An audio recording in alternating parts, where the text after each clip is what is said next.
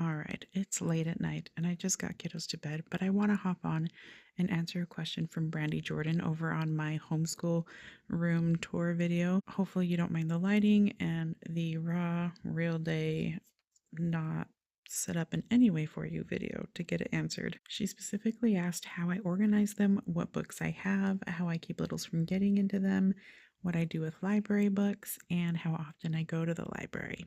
Let's start with library books. So when we get home, we immediately put them all into this basket that I picked up at IKEA, and then I put them somewhere that only those who should be getting into them can access them. This keeps them all in one place to minimize getting lost, and it gives everybody an opportunity to read all of the books we picked up. As far as how often we go, it really just depends on when we need to go. We don't have a set schedule. It's just a matter of kiddos are getting bored with what we have at home, or if they're asking for books from the library or specifically want a next book in a series that we don't have that we can request from the library. There's no rhyme or reason, no schedule. We go when we need to. And when we don't have any books, like right now, it's stored in a different place that is not accessible to anybody. Second is, how do I keep littles from getting into them? So I just put desks in front of it and it's been working pretty good. In the homeschool room tour video, I had a preschooler. I currently have a baby. Babies tend to be a little more destructive. Where that kiddo could handle a shelf to themselves and leave the rest alone, we've blocked some things off. So over here we have like yearbooks and things that we don't want them getting into. And then we have our Usborne Lift the Flat books, which are packed in there pretty tight, so it's hard for a little one to get it out. And we have this bin of soft books they can get into. Then we have board books here and more Lift the Flat books, but again, they haven't been getting into it. And we have this shelf that they can get back in there and this set here. They can't quite reach these, and they've been leaving these alone pretty well. So we have a bunch of picture books down here that we would not want them to get into. And sure, they could go down there and get into it, but we've been very consistent about no climbing under people's desks, no grabbing things off people's desks. So in our efforts to consistently teach and discipline them in that boundary has been set, and they're pretty well respectful of it. They're, they still push boundaries, but it's working. As far as how do I organize them, we saw baby stuff there. Picture books are down here. And then I have here like the little phonics books and stuff here. These are like the, books from our curriculum. And then we have phonics beginner books, level 1A, 1B, level 2. These are all from the Good and the Beautiful. I guess we'll talk about what books we have as I show you as well. And then we get into level 3s, all of this. And then if these ones are ones I labeled myself, obviously, anytime I can't find the book on the Good and the Beautiful's book list that tells me what level it is, I try to open it up and look at it and see what font size, how much content is in it, what the content contains to help me place it. And so that's just, I just do my best with it. So here we have Owl Diaries, Unicorn Diaries. We love those. These are all Good and the Beautiful Library. This one came with curriculum. And then we come up a shelf, and this is all level 3 books. From here all the way over back in there is Boxcar Children. And then these, we've been really getting into the Never Girls series from Kiki Thorpe. So we started out with, we're on book 4. We started out with this box set, and once we were getting there and figured out we loved it, we went ahead and bought the rest of the series. So they're arriving. We clearly don't have room for them, so that's going to be, something that I have to address. I just did a video on these books, the Badger Hills Farms books, and my kiddo did finish reading them, so I am going to be working on a review soon, but I only have one kiddo who finished it and another one who's interested, so I might wait just a touch on that, and I might try and read them, so we'll come back for that. So, but I have this here to help hold it up. And then I also have all of these level K book boxes, because my level K kid is sitting here. So it's just accessible along with these. Moving up, I have level 4 and some of level 5. So basically I went from the lowest level up because the lowest level kids are going to be shorter and then they grow as they go, right? That was the whole idea. So we have level 5. This is the entire Little House series. I may or may not regret putting these on them because this is like original print, original box, but you know. Other things we have in here, the Fairy Haven. These, we love this series. I get a lot of my books from thrift books if you're asking that question. Horse Diaries we have in here, Pony Pals, She-Ra. These are all good in the beautiful library. Ella Enchanted, one of our absolute favorites. We love to listen to the audio regularly. And then I have these, this one's from the history course. These are Good and Beautiful book list. These are Childhood of Famous Americans. These are like a level 4, it looks like. These are recommended on the Good and Beautiful book list. I believe that's how I found it. And my kids loved it so much. I loved it so much. We bought every person we were interested in and are working through those in read aloud. So I'll show you our huge pile of those. Up here on top of this shelf, I keep future read alouds and other things that we need up here. But I have a stack here. And we're currently reading Eleanor Roosevelt, then we'll do Teddy Roosevelt and we work our way down. And then we've got, oh, sorry, a bunch more here that I threw in these books in there to kind of timeline it for us. And then as we finish them, I try and throw them on the shelf. And we have Wrinkle in Time graphic novel, which is fun. And then up here, I have more level 5 continued. I just picked up a bunch of these because I have a kiddo in level 3 that they recommended that they read Heidi and Swiss Family Robinson. And we have the higher level one, but though that kiddo is at a higher level of reading, but that was just still a little much. So I picked up the Classic Start ones and found that these are on the Good and Beautiful book list, the Classic Start series. So I picked up all of the ones that we were interested in and we'll work our way through those in read alouds. And then back here, you can see I have a chunk from the Good and the Beautiful library, some more classic, I think those are Classic Starts, just a different, I don't know, let's see if I can move this. Bendon Junior Classics is what these are, Little Women. This was a fun read. Like, I like the Classic Starts because they give you a taste of it, and if you really like it, you can go deeper. We loved this one, so we ended up with the rest of the series, which you'll see somewhere in here, wherever it is. So we finished here. Oh, these are from the Good and the Beautiful library as well. There's those ones that we have. I believe these are recommended on the book Good and Beautiful book list. This one is.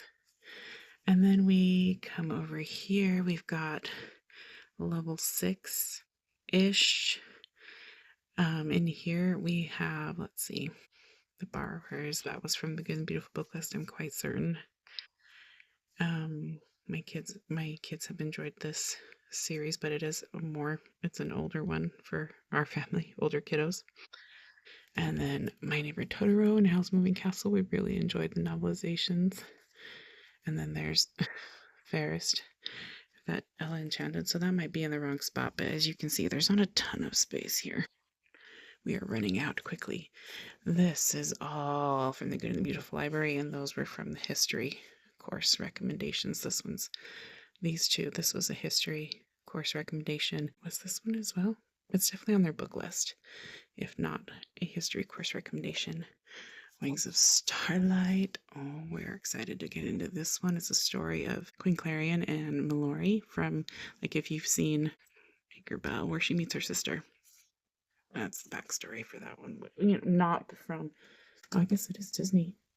Ooh, so I might have more canon in there than I thought. I thought it was just a fan fiction. Oh, sorry, sidetracked. Here we go. More level 6 up here. The Narnia series is in the Good and Beautiful book list, and then there's A Wrinkle in Time. Little Lord Fauntleroy was from a course. Love that book. Highly recommend it. And then we just got these Marguerite Henry.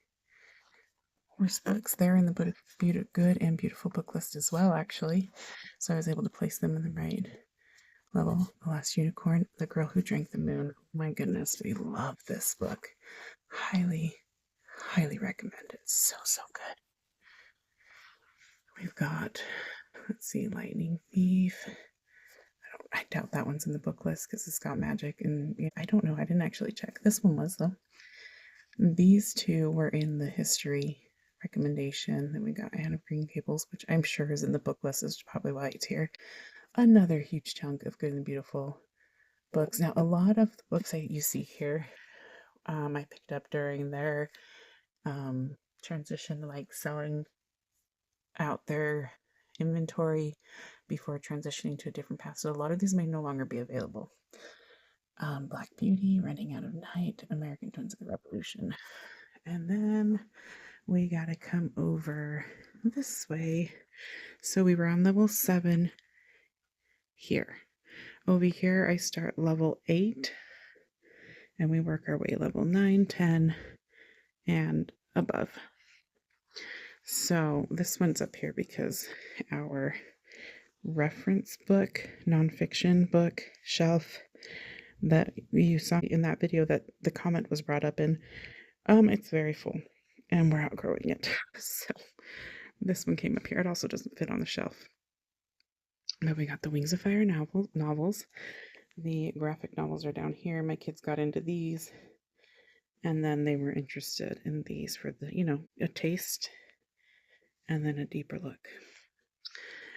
This Doroscopes, it would probably be, I would place it as a reference book. It's not necessarily nonfiction, but it's a great reference book. It's adorable by Paul Castle. And then this is a Wings of Fire, a reference guide. Over here we have, again, Good and the Beautiful library. Some books we had. I think this is The Secret Garden. Yes. And then we have Heidi and Swiss Family Robinson. See, they're in this, like, they're level 8, sitting over here. Oh, I just put Heidi in there. Level 9. She's in the wrong spot. No wonder she was sitting up here. And I had recently shoved her next to Swiss Family Robinson, but not the same level. In fact, I could probably move both of them over here so that they're still together. Anyways, but you can see level 3 recommending these read alouds. They were clearly recommending the classic starts, which are still a level 5. But if you have a strong reader, that's fine. If not, reading it together is a great option. We got these ones here from the Good and the Beautiful library. And then up here we have, all kinds of stuff sitting on the shelf. Because we have more of like a formal dining room as our homeschool room right now. We don't have a closet, so things get to be stored in random places. Up here we have Little Men and the whole Little Women collection, and we loved them all.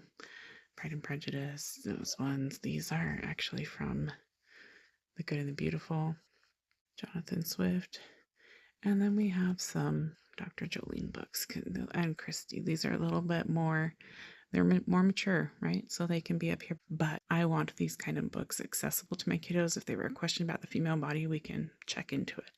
And then we have other adult or reference or mature books here and stuff like that. And these two shelves kind of have a hodgepodge of things. This is a bunch of stuff that is my husband's, that like all of these were bought for our homeschool and the kids. These are things here I already had that we didn't necessarily want to just throw over there. We want them to check in with us before they pick it up so we know who has it. Are they ready to handle a book that is precious to us? And then over here we have, like, these are more reference books that are up here. They're very much all like cars and trains. These I inherited from my grandpa recently, so they're up there. Of course, you gotta display them. These are like family yearbooks, scrapbooks, that kind of thing. And then an entire shelf dedicated to Star Wars, because Of course, there's just so much material for it and things, you know, so we just had to dedicate an entire shelf to it. And here, I don't even know what's happening here right now. Got some Lego books. There are some more here because they didn't fit standing up here.